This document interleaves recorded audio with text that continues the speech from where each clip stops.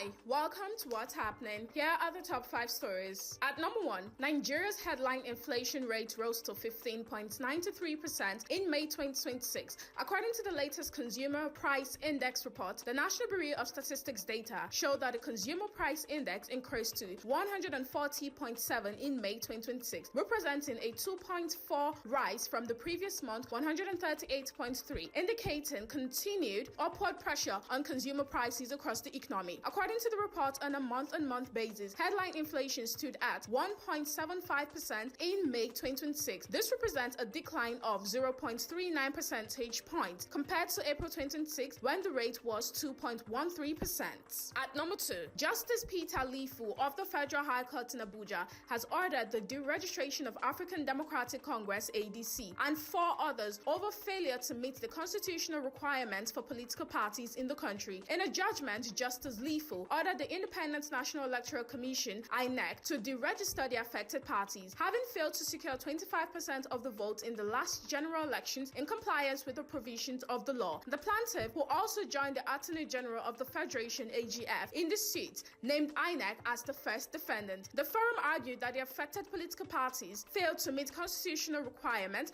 relating to electoral spread and performance. At number 3, the federal government will roll out 10,000 electric tricycles into the Nigerian market in August 2026 as part of its strategy to improve public transportation and modernize the country's logistics system. The Vice President, Senator Shettima, disclosed this during a courtesy visit by the Transporters for Tinubu's Shettima 2027 group. According to a statement issued on Tuesday by the Senior Special Assistant to the President on Media and Communications to the Vice President, Stanley Nkwocha, Shettima said the tricycles would be distributed by the Northeast Development Commission for use across the Northeast region and beyond, adding that President Bola Tinubu has approved the expansion of the initiative to other parts of the country through the various regional development commissions. At number 4, US President Donald Trump said Monday that ships were again moving through the Strait of Hormuz and the vital oil route would be completely open by Friday after Washington and Tehran announced a deal to end the Middle East war. The reopening of one of the world's most important energy choke points would mark a major step toward ending months of deadly conflict and economic turmoil triggered by US to Israeli strikes on Iran in late February. At number 5, Tunisia have responded to their 5-1 World Cup thrashing by Sweden by sacking coach Sabri Lamouchi and replacing him with Frenchman